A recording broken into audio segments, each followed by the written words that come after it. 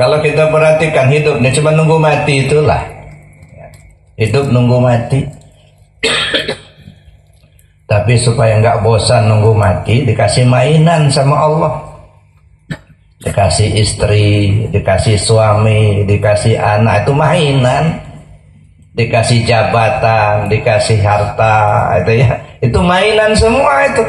Banyak manusia terlena dengan mainan sehingga lupa dia akan mati. Nah, kita jangan sampai terlena, Pak. Ya.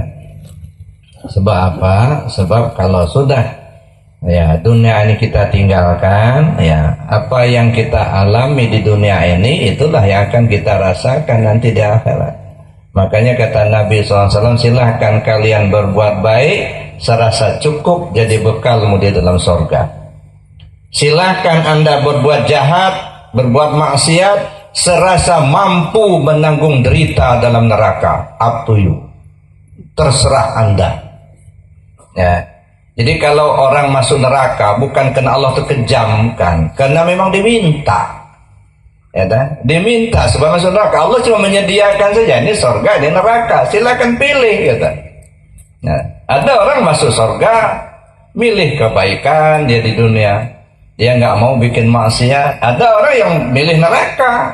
Maksiat yang dia lakukan, salat enggak, puasa enggak, zikir enggak mau, gitu. Sampai mati nggak mau taubat, ya sudah. Man balagha umru arba'ina sa'atan walam yaghlib khairau syarau falyatajahaz ilan nar. Siapa orang yang umurnya sudah 40 tahun tetapi kebaikannya tidak bisa mengalahkan kejahatannya, lebih baik mati daripada hidup. Lemparkan saja ke neraka daripada hidup di dunia ini, kata Rasul. Ya, Bapak Ibu yang saya hormati, artinya kalau usia kita sudah 40 ke atas itu sudah waktunya, Pak. Ya, kita memikirkan perjalanan hidup kita yang panjang. Nah, ke akhirat nanti, ya. Ya ayyuhalladzina amanu taqullah wal tanzur nafsum ma qaddamat lighad. Wahai orang yang beriman, bertakwalah kalian kepada Allah dan coba perhatikan. Coba renungkan apa yang sudah kau persiapkan untuk hidupmu di hari esok. Udah cukup belum persiapanmu? Nah, Allah ingatkan kita. Ya dah. Wala tamutunna illa wa antum muslimun. Jangan sampai kamu mati kamu belum selamat pulang ke Allah. Nah, ini Bapak Ibu yang saya hormati, yang perlu kita usahakan bagaimana kita meninggalkan dunia ini dalam keadaan husnul khatimah, kembali kepada Allah dengan selamat.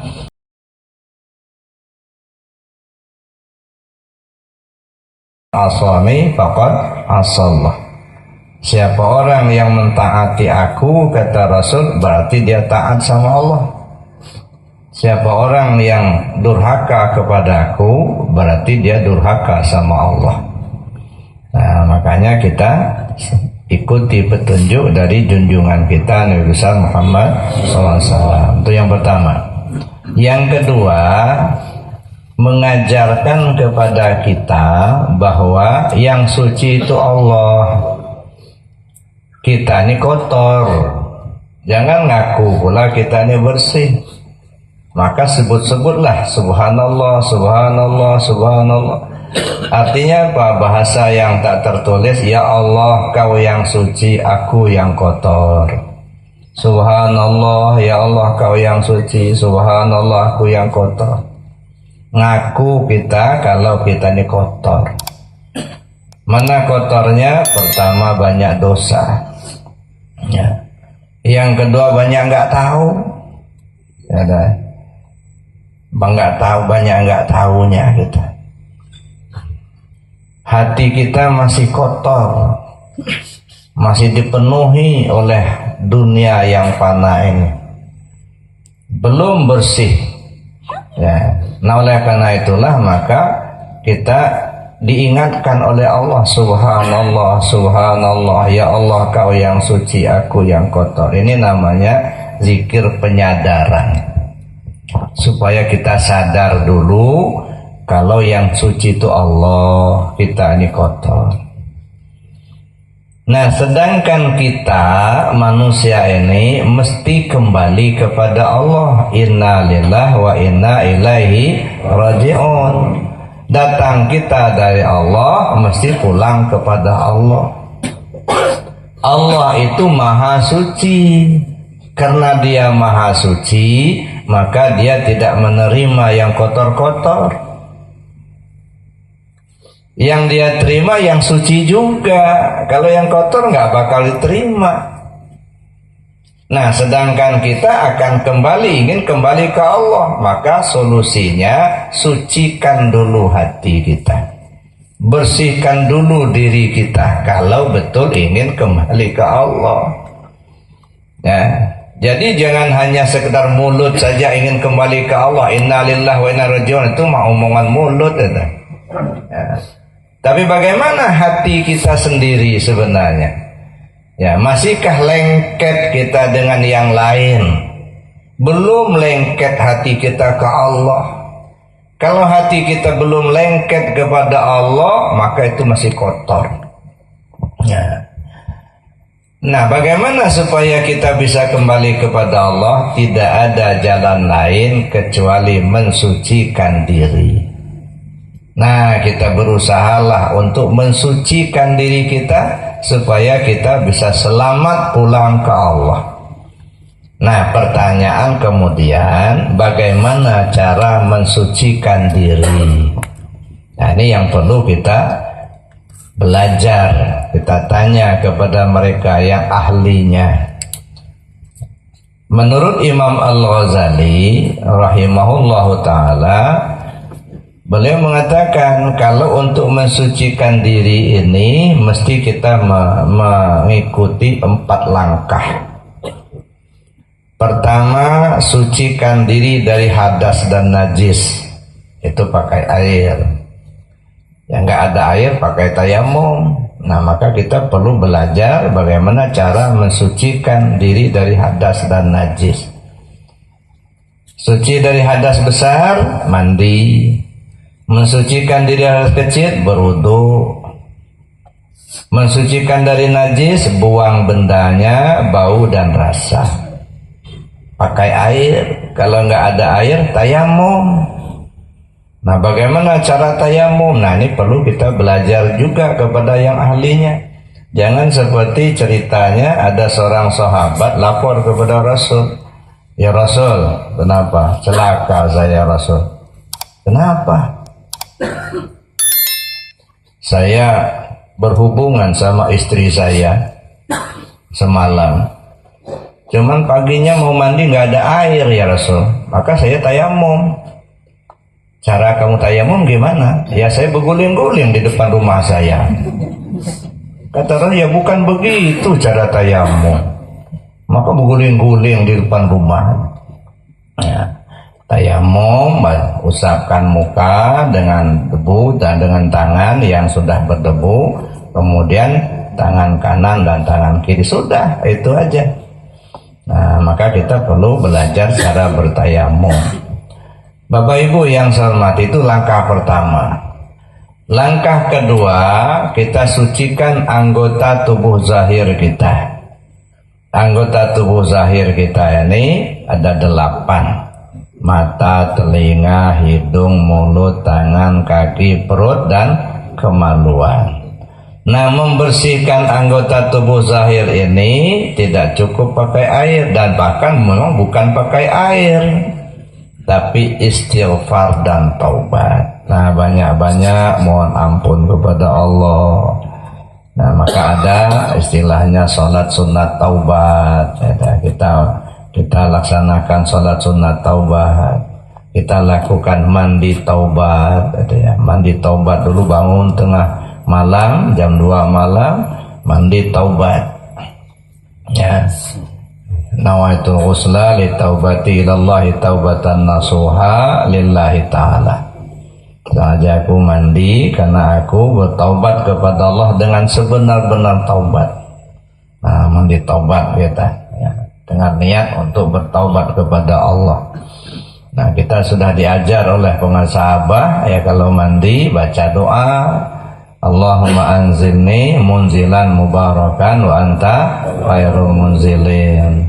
Selesai kita mandi baca doa lagi, alhamdulillahilladzi azhaba 'anil adza wa 'afani, asyhadu an la ilaha illallah wa asyhadu anna Muhammad Rasulullah. Itu baca doa. Insyaallah dengan kita istiqomah melaksanakan itu, dosa kita diampunkan Allah, penyakit pun dihilangkan oleh Allah.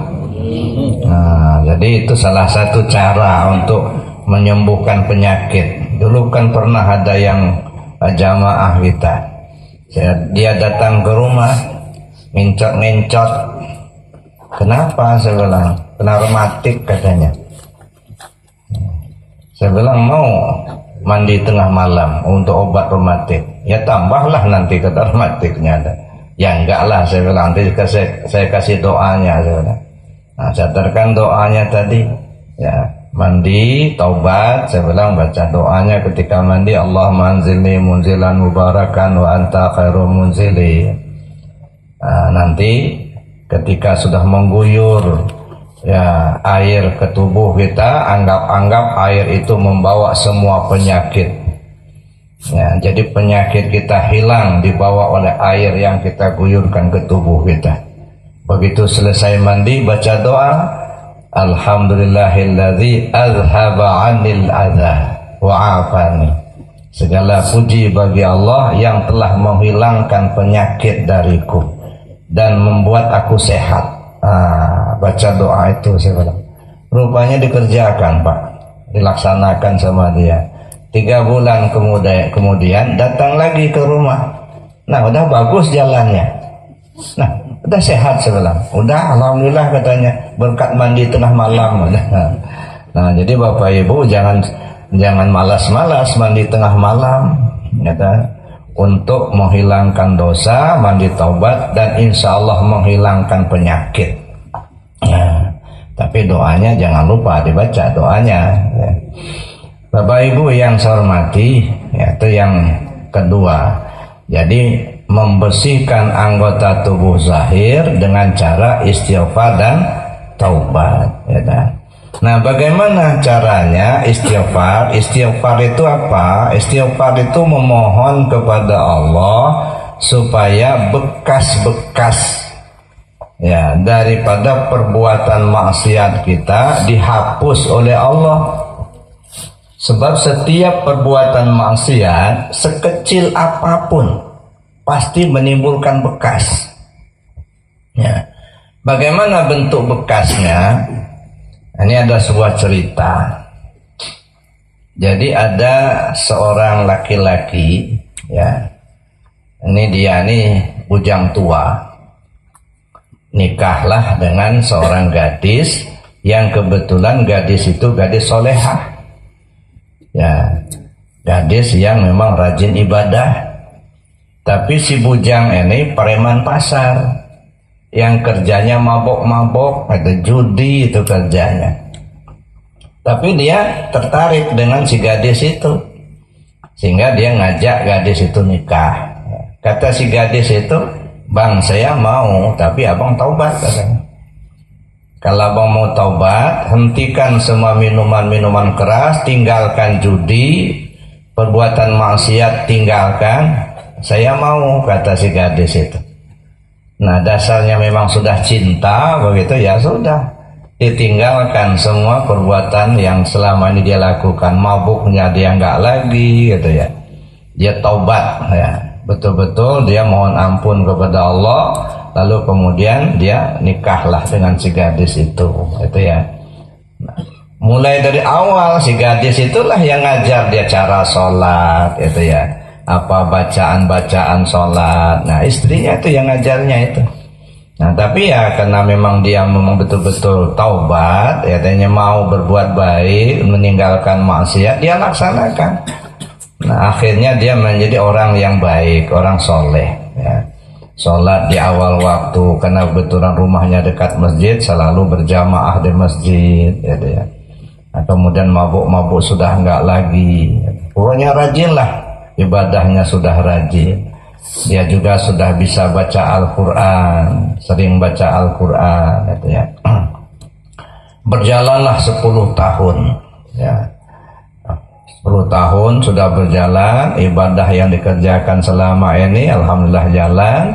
Ya, artinya setiap awal waktu sholat, gitu ya, sering baca Al-Quran, berdoa, zikir dan lain sebagainya lah. Nah, pada satu ketika, ya, ketika hari raya Idul Fitri, ya, teringatlah dengan temannya yang dulu masih sama-sama jadi preman pasar. Nah, bersilaturahimlah dengan kawannya itu, sama-sama sudah berkeluarga. Nah, rupanya kawannya ini belum meninggalkan miras, masih mabuk-mabukan itulah. Jadi di mejanya itu ya ada beberapa botol minuman keras itu. Kata orang ini, kata temannya ini, ayo kita bernostalgia katanya, minum walaupun sedikit. Oh, saya maaf katanya, saya sudah 10 tahun nggak pernah minum lagi katanya. Nah, saya nggak mau lagi. Oh ya, kata kawannya itu, ya coba dulu lah walaupun sedikit katanya. Ya, masa nggak mau hormati kawan, kata dia. Nah, karena dalam rangka menghargai kawannya itu, diminumnya lah 1 seloki itu. Minum miras itu. Nah, mabuk sih enggak, memang dulunya udah biasa begitu. Enggak mabuk, enggak, cuman minuman keras tuh diminumnya. Begitu sudah minum itu, hari bertambah hari, minggu berganti minggu, bulan berganti bulan. Kok tambah malas sholatnya? Berjamaah sudah enggak lagi gitu. Kadang-kadang sering telat pula waktunya, kadang-kadang lewat pula enggak sholat, tambah malas. Yang tadinya begitu semangat melaksanakan ibadah, setelah itu mulai timbul kemalasan. Nah, inilah salah satu bentuk bekas dari perbuatan maksiat. Malas ibadah, ya, malas berzikir. Berat hati ini mau ibadah, berat hati itu mau berzikir, itu tandanya dosa kita numpuk. Ya, dosa kita banyak. Jumudul aini min qaswatil qulub, wa qaswatul qulub min kasratiz dzunub, wa kasratuz dzunub min nisyanil maut, wa nisyanul maut min tulil amal, wa tulul amal min hubbid dunya, wa hubbud dunya ra'su kulli khati'ah. Buta mata tak mampu membedakan mana yang hak, mana yang batin, mana yang benar, mana yang salah, mana yang halal, mana yang haram, mana perintah, mana larangan, tak terbedakan. Kenapa? Karena jumudul aini min qaswatil qulub, karena hati yang keras. Hati terlalu keras. Sudah diingatkan enggak mempan, dibacakan ayat enggak mempan, disampaikan hadis enggak mempan, keras hati. Diajak zikir enggak mau, sudah talqin zikir enggak mau laksanakan, hati keras. Jumudul aini min qaswatil qulub, buta mata karena hati yang terlalu keras. Kenapa hati keras? Wa qasratul qulub min kasratiz dzunub. Hati itu keras, membatu karena dosa menumpuk, dosa banyak, terlilit dosa hati kita itu, terbungkus sama dosa, nggak bisa ditembus ya dengan berbagai macam peringatan, terlalu tebal. Wa kasratuz dzunub, kenapa dosa banyak? Min nisyanil maut, karena lupa akan mati. Dikira hidup mau selamanya, lupa mati. Padahal namanya kematian itu ya, kita sendiri nggak tahu kapan waktunya, gitu ya.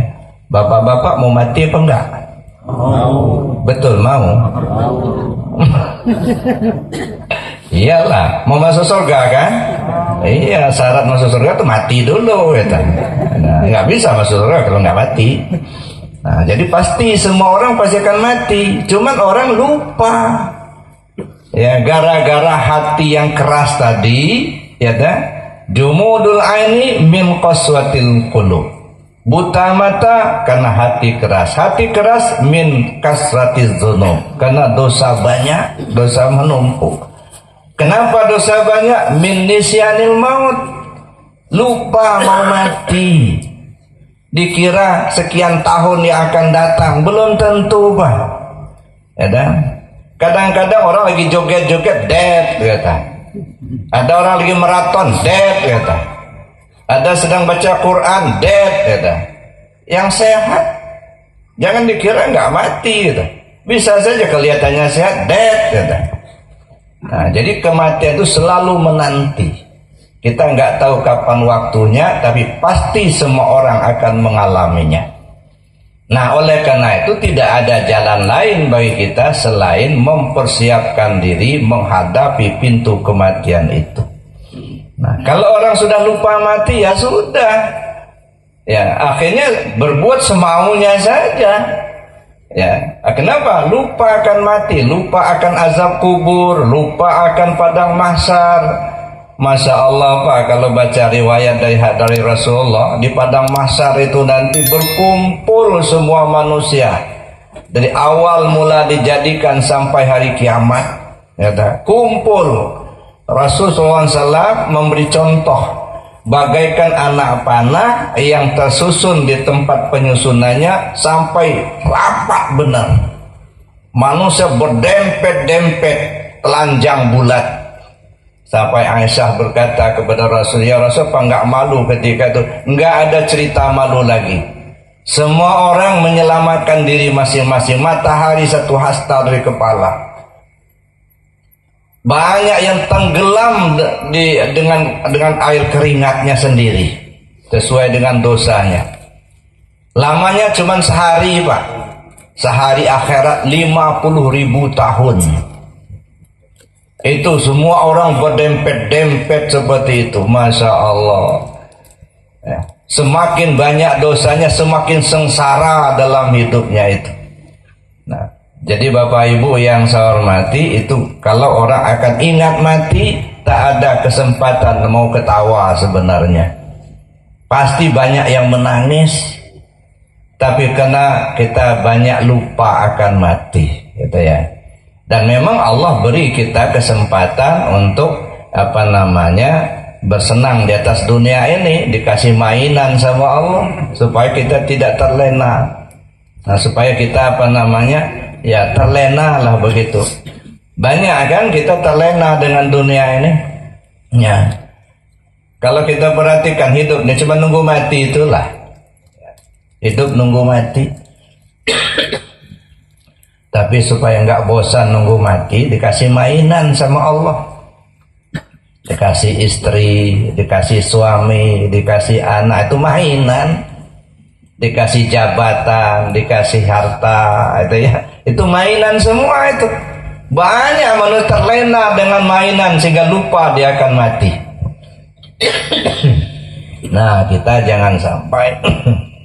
jangan sampai terlena, Pak. Ya.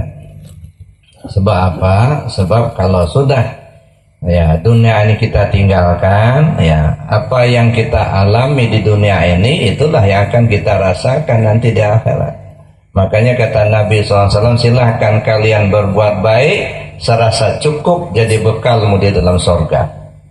Silahkan Anda berbuat jahat, berbuat maksiat serasa mampu menanggung derita dalam neraka. Up to you. Terserah Anda.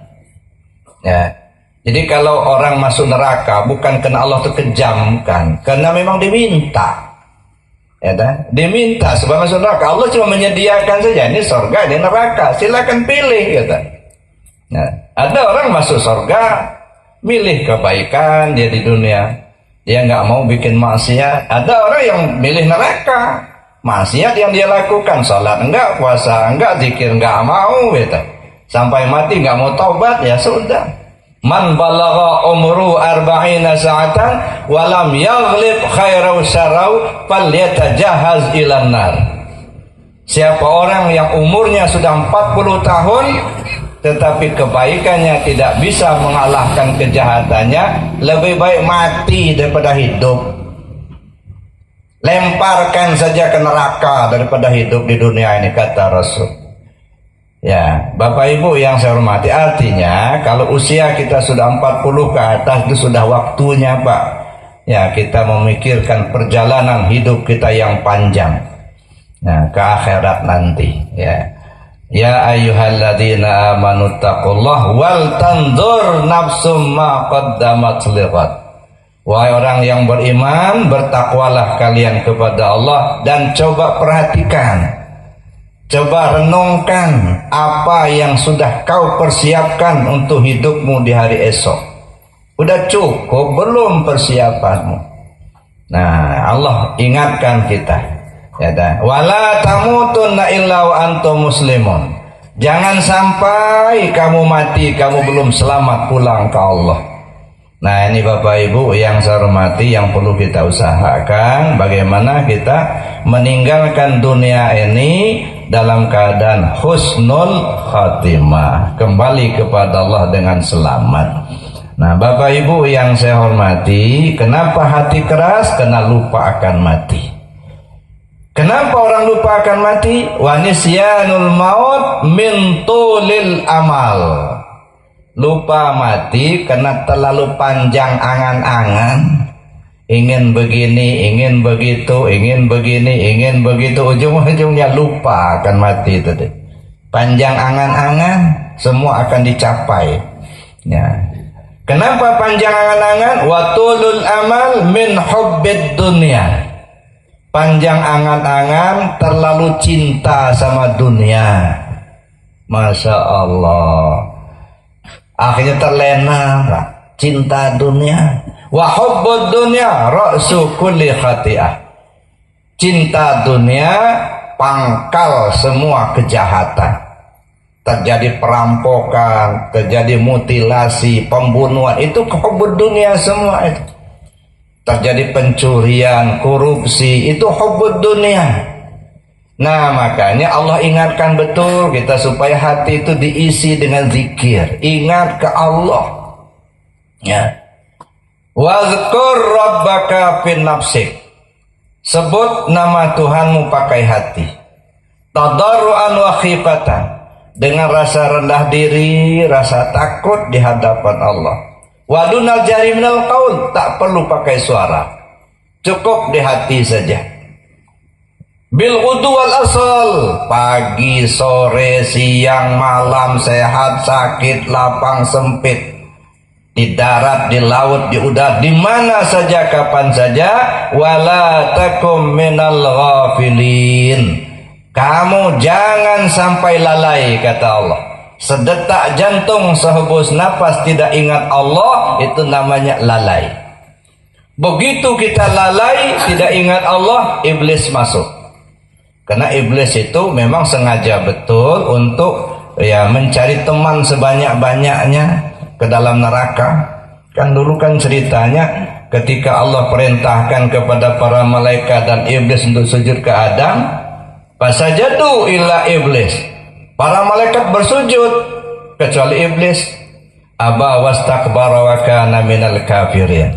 Dia enggan, enggak mau sujud. Karena dia tidak mau mengikuti perintah Allah, maka Allah putuskan dia penghuni neraka buat selamanya. Titah sudah turun, keputusan sudah tidak bisa diganggu gugat. Iblis penghuni neraka. Nah, akhirnya iblis ngajukan usul kepada Allah. Karena nggak bakal lagi banding juga, nggak bisa. Kata, udah keputusan begitu. Ya. Nah, dia ngajukan usul saja. Ya.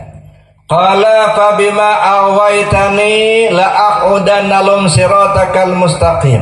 Sumala'atiyannahum min baini aydihim wa min khalfihim wa an aymanihim wa an syama'ilihim fala tajidu aktsarahum syakirin.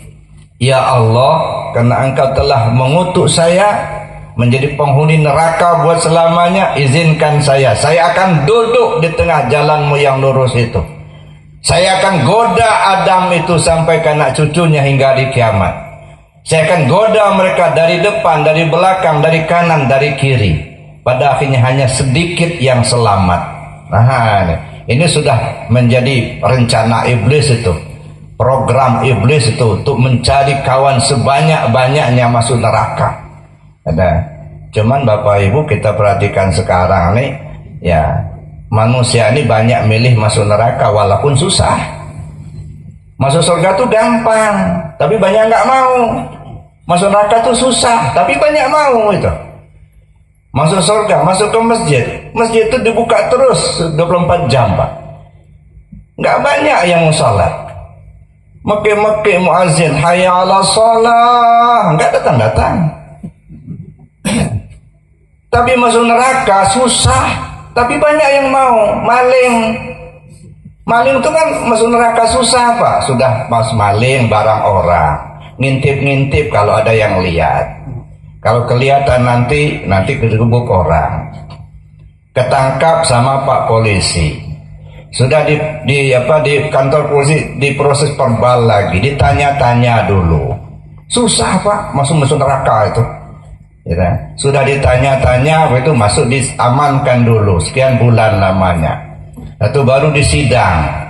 Sudah disidang baru diputuskan. Masya Allah, banyak prosesnya. Tapi mau itu. Banyak yang mau. Tapi masuk ke masjid nggak bayar. Ikut zikir nggak bayar. Ya, tapi banyak nggak mau itu. Jadi banyak milih. Nah, kenapa seperti itu? Kalau kata orang Padang, kalau surga itu pagarnya duri, kalau neraka itu pagarnya kue, enak itu. Maka yang enak-enak kok dilarang, kata Mbak Rama. Itu Bapak Ibu yang saya hormati. Oleh karena itulah maka Allah ingatkan, jangan sampai lepas zikir. Ya, begitu kita lengah, iblis masuk. Ya. Saya akan goda mereka dari depan, dari belakang, dari kanan, dari kiri. Itu ya. Dari depan itu apa? Yang nyata-nyata, yang jelas-jelas. Jelas-jelas itu haram. Itu jelas. Jelas-jelas itu apa halal. Itu goda. Jangan dikira Pak, kalau kita rajin zikir nggak ada godaan lagi. Bapak mau ikut menakib ya? Iya. Jangan, kata iblis. Gak usah, enggak, ini kan sekali sebulan harus ikut menakib. Walaupun hujan rintik-rintik nggak masalah. Oh jadi harus ikut juga? Oh iya, keras hatimu ikut. Iblis nggak bisa nolak lagi. Oh iya Pak, jangan sampai nggak ikut menakib Pak. Sekali sebulan Pak. Nah, apa dilepas sama iblis? Enggak, digandeng Pak. Iya Pak, kita ikut menakib Pak. Digandeng sama iblis.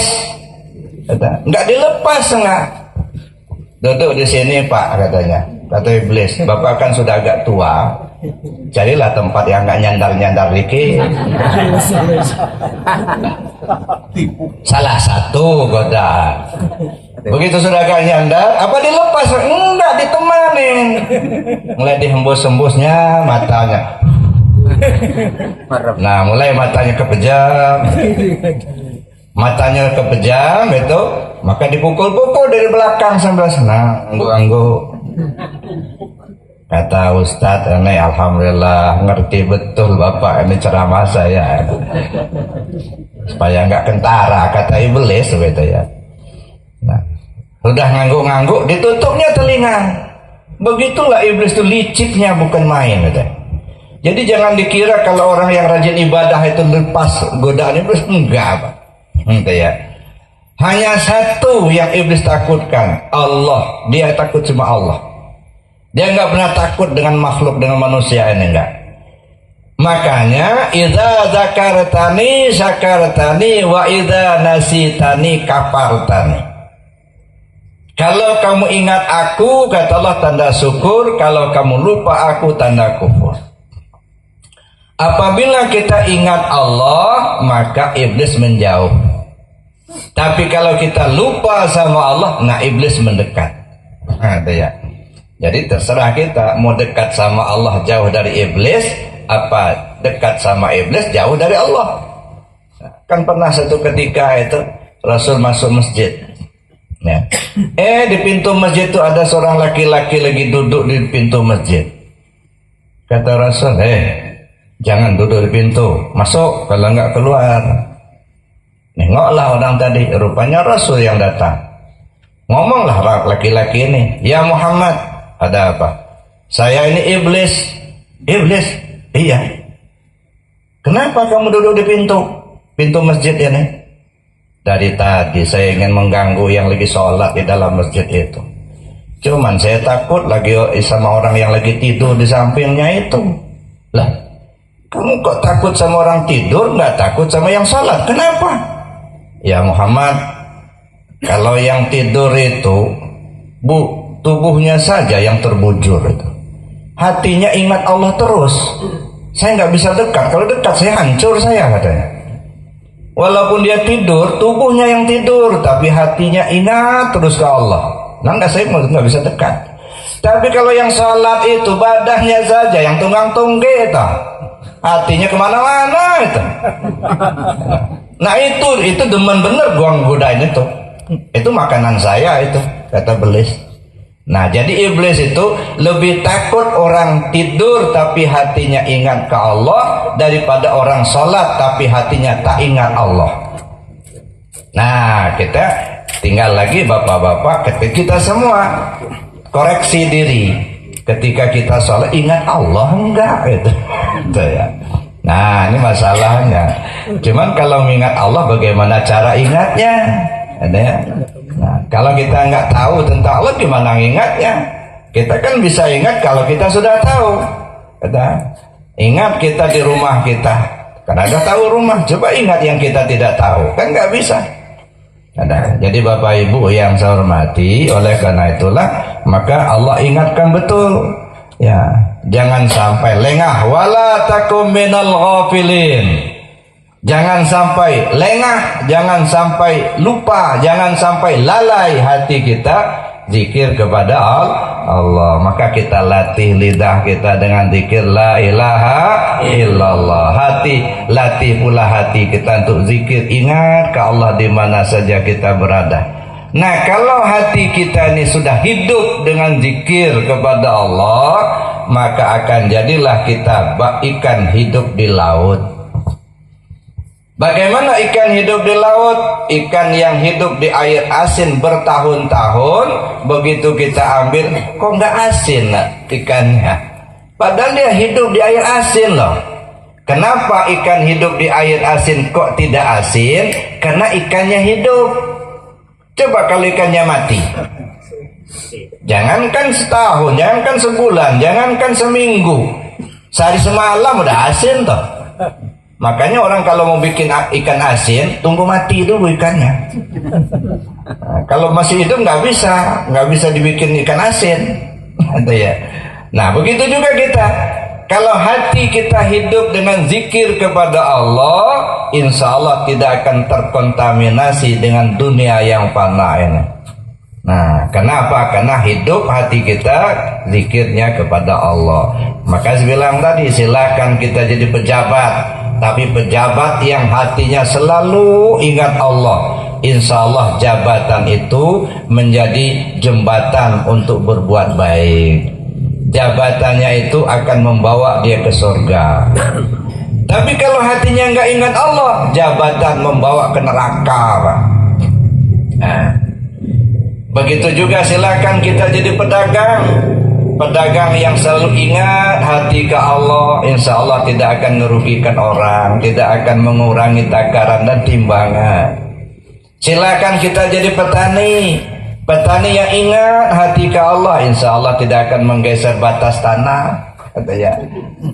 Iya, tapi kalau hati nggak ingat ke Allah, nah mumpung tetangga sebelah nggak naik ke kebun, udah geser dikit. Kadang-kadang sengaja betul buah pinang itu yang ditanam. Nah begitu buahnya sudah jatuh, tumbuh, pindah lagi. Yang lama tebang, biarkan yang satu itu yang hidup gitu. Masya Allah. Jadi gitu Bapak Ibu yang saya hormati. Jadi jaga hati kita. Selalu ingat kepada Allah, insya Allah kita selamat dunia, selamat akhirat. Kenapa kita harus biasakan zikir dengan lisan dan hati? Karena dua inilah yang menjadi alat untuk nyebrang, Pak. Ya. Kalau lidah masih fasih, ketika akan meninggal itu sebut la ilaha illallah. Man qala la ilaha akhiru kalami dakhala jannah. Siapa orang yang akhir kalamnya la ilaha illallah, dia masuk surga. Tapi ada orang yang bilang kalau begitu gampang amat masuk surga.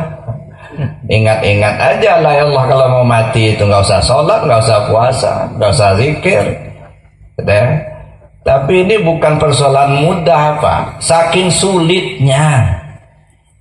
sulitnya menghadirkan kalimat itu la ilaha illallah ketika orang akan meninggal. Kalau bisa hadiah surga, kalau bisa. Kenapa? Saking sulit. Kenapa sulit? Matanas bima ya'isu bih. Manusia mati sesuai kebiasaan. Ya. Kalau lidah ini sudah terbiasa nyebut la ilaha illallah waktu masih sehat, insya Allah akan meninggal pun menyebut la ilaha illallah. Tapi kalau masih sehat begini jarang-jarang nyebut la ilaha illallah, khawatir nggak hadir, Pak, ketika akan mati. Mana yang biasa? Kalau yang biasa tersebut king as, khawatir. Begitu dia mati, king as itulah. Ada dulu ceritanya, Pak. Ada orang pejudi, ya. Begitu dia akan meninggal, ya ditalkinkan orang, ya.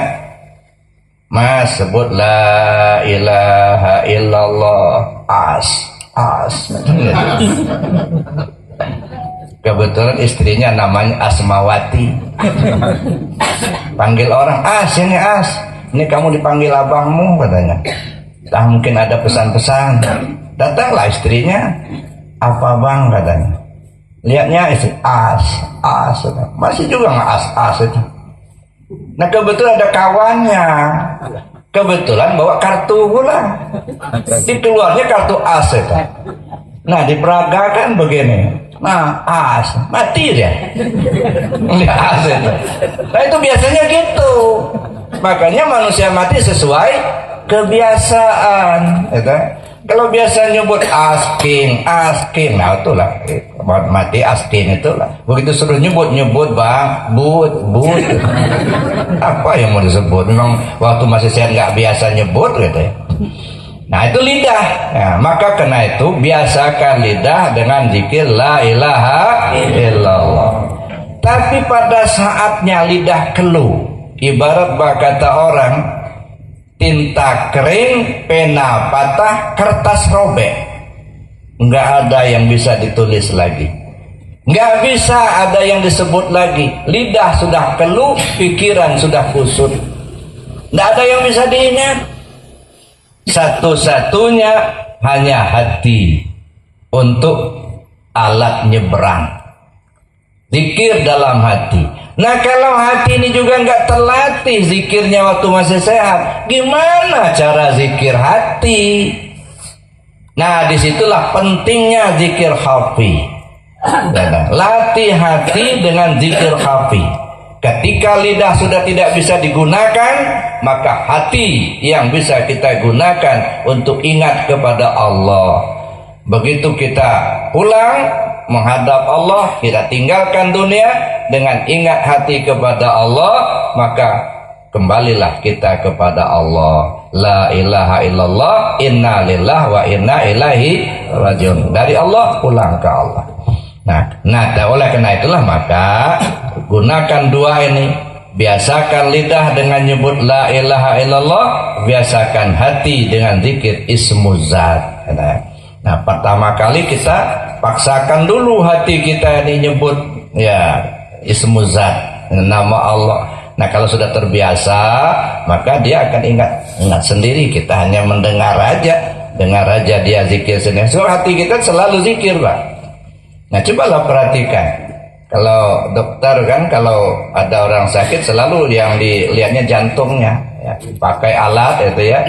Ya, didengarnya tak duk. Nah, ini masih bagus jantungnya. Nah, tapi kalau sudah bunyinya sudah agak samar-samar, nah ini khawatir. Nah, kalau pendengaran zahir mungkin dak duk. Itu pendengaran telinga zahir. Tapi coba perhatikan dengan telinga batin. Apa kata hati? Bukan dak duk, bukan. Allahu Allah, Allahu Allah, kata dia.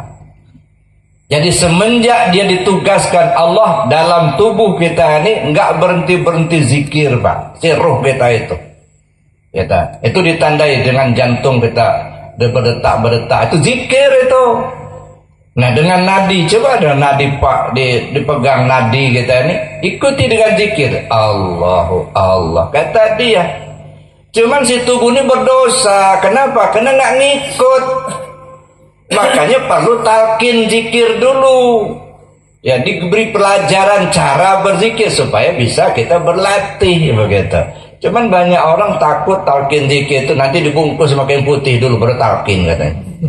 Nah, itu mah talqin mayat kata. Ini talqin zikir, belajar cara berzikir. Jadi Bapak Ibu yang saya hormati, alhamdulillah, bersyukur kita kepada Allah Subhanahu wa taala.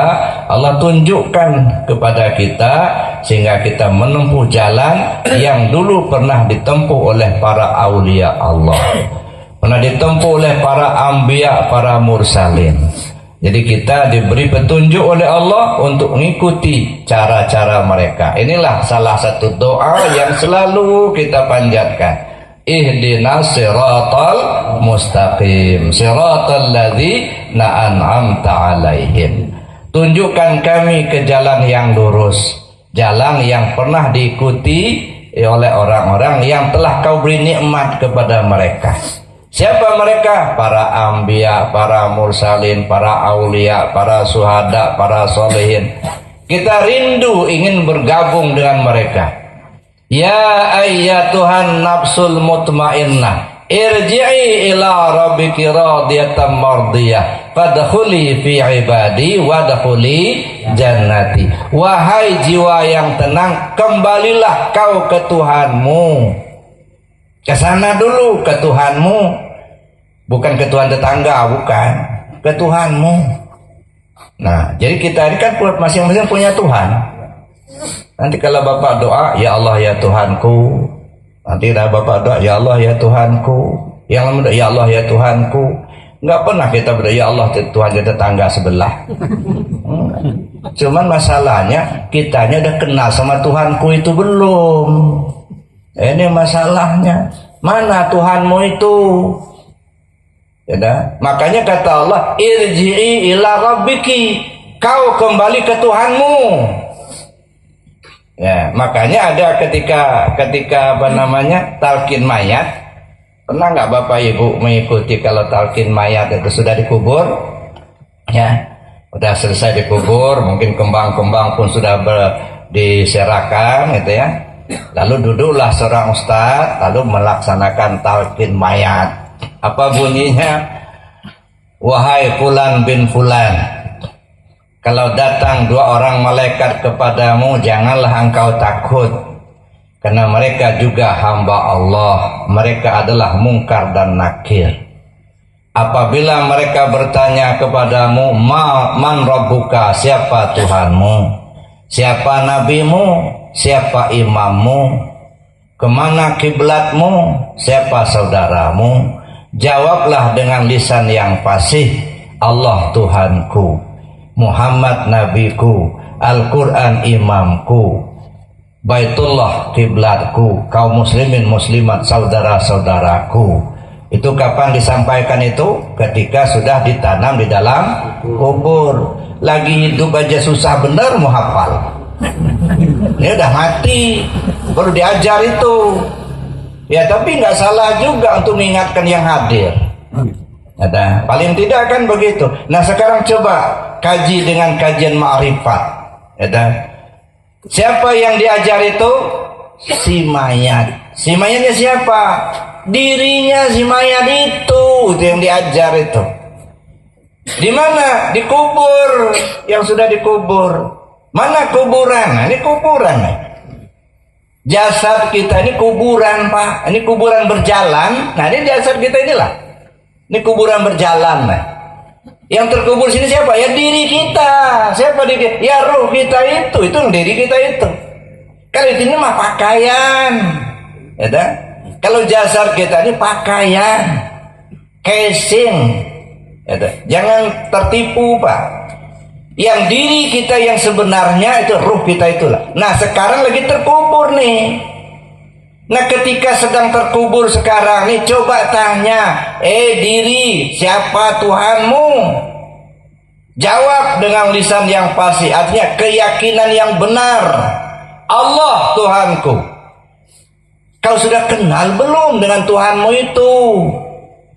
Jangan hanya mulut ngomong Allah Tuhanku, tapi kau gak kenal sama Tuhanmu itu. Allah itu nama Tuhanmu itu. Nah, Tuhanmu itu yang mana? Jadi jangan sampai kita diajar setelah dikubur di tanah, Pak. Sekarang lagi terkubur sekarang, coba tanya nih. Siapa yang nanya? Coba gunakan akal dengan hati. Akal kita bertanya, siapa Tuhanmu? Jawab dengan hati yang tulus. Allah Tuhanku, benarkah kau bertuhan kepada Allah? Sudah tahukah kau dengan Tuhanmu itu? Sudahkah ikutikah dia? Jangan hanya ngomong Allah Tuhanku, tapi kau gak kenal sama Tuhanmu itu. Bohong kau. Nah, ini makanya sekarang Pak tanya. Cari siapa Tuhan. Maka Allah perintahkan, kembalilah kau ke Tuhanmu. Di mana Tuhanmu? Di dalam dirimu. Wa fi anfusikum afala tubsirun. Aku ada di dirimu. Kenapa kau nggak tahu? Nahnu aqrabu min hablil warid. Kami lebih dekat dari urat nadimu itu. Kok nggak tahu kau? Allah ingatkan kita. Wa fi anfusikum afala tubsirun. Siapa nabimu? Muhammad nabiku. Muhammad yang mana? Muhammad sallallahu alaihi wasallam yang di Madinah itu ibarat matahari, itu asli mataharinya, hadirnya boleh ke dunia. Tapi nur Muhammad ada di diri kita ini. Udah kenal kau dengan Muhammad yang ada di dirimu itu? Itu kau ikuti syariatnya. Syariat Muhammad itu. Kemana kiblatmu? Baitullah. Kiblat Baitullah yang mana? Baitullah di Mekah. Itu mah kiblat tubuhmu. Kiblat yang ada di dirimu itu yang kau ikuti itu. Qalbul mu'minin Baitullah. Hati si al-mu'min itulah Baitullah. Itu kau menghadap ke sana. Tanya ke hati nuranimu. Itu kata orang tua-tua kita. Itu namanya menghadap ke Baitullah, menghadap ke kiblat. Ya tak? Apapun yang akan kita lakukan, menghadap ke kiblat, menghadap ke hati. Tanya ke hati. Mau memilih kita, siapa yang pilih? Gak usah tanya sama orang lain, tanya ke hati. Menghadap kiblat. Karena kan kita ini kadang-kadang nggak menghadap ke kiblat, Pak. Menghadapnya ke Pulos. Siapa berani bayar? Itu nggak menghadap ke kiblat, enggak. Sekarang coba menghadap kiblat. Mana kiblatnya? Ke hati. Apakah setiap kita melangkah, setiap kita berbuat sudah menghadap kiblat belum? Nah, tanya ke hati nurani kita sendiri. Siapa imammu? Imam Al-Quran. Kau patuh enggak? Imam itu kan diikuti, Pak. Kalau kita sholat, ada imam, ada makmum. Ya, makmum ikut imam. Imam berdiri, makmum berdiri. Imam ruku, makmum ruku. Diikuti. Kau ikuti enggak Al-Quran itu? Perintahnya kau sudah jalankan. Larangannya sudah kau tinggalkan. Kalau tidak, bohong kau berimam sama Al-Quran. Ada. Siapa saudaramu? Kaum muslimin muslimat saudaraku. Bagaimana dengan saudaramu itu? Ya, kata Nabi, orang Islam sesama muslim itu bagaikan tubuh yang satu. Ada. Bagaimana tubuh yang satu? Gigi sakit, Pak, mulut nggak mau makan. Gigi sakit, telinga nggak mau dengar. Ada orang orkes, ya tak? Tapi sakit gigi, marah-marah dia. Orang lah ketawa-ketawa ngeliat orkes. Nah, tapi kena lagi sakit gigi, nah maka dia nggak mau dengar itu. Artinya apa? Satu yang sakit semua merasakan.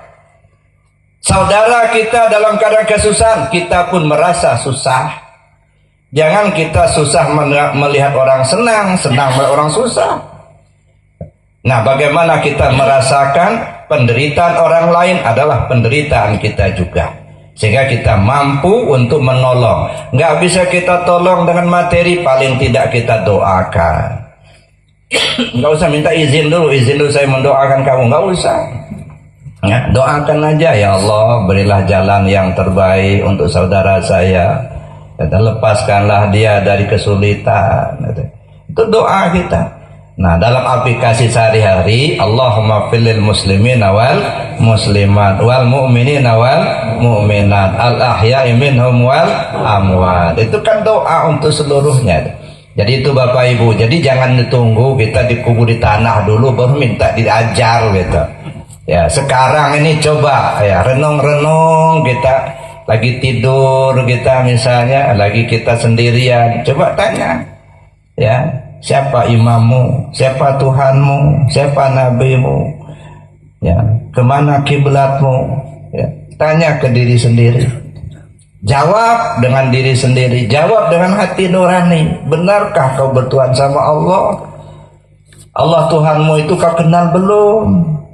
Kalau belum, jangan sampai kau mati belum kenal sama Tuhanmu itu. Man kana fi hadi ama wa huwa fil akhirati ama wa adalla sabila. Siapa orang yang tak kenal Tuhannya di dunia ini, di akhirat nggak bakal kenal nggak. Jangan harap ketemu Allah di akhirat kalau di sini nggak ketemu, Pak. Nah, temuilah Allah itu sekarang.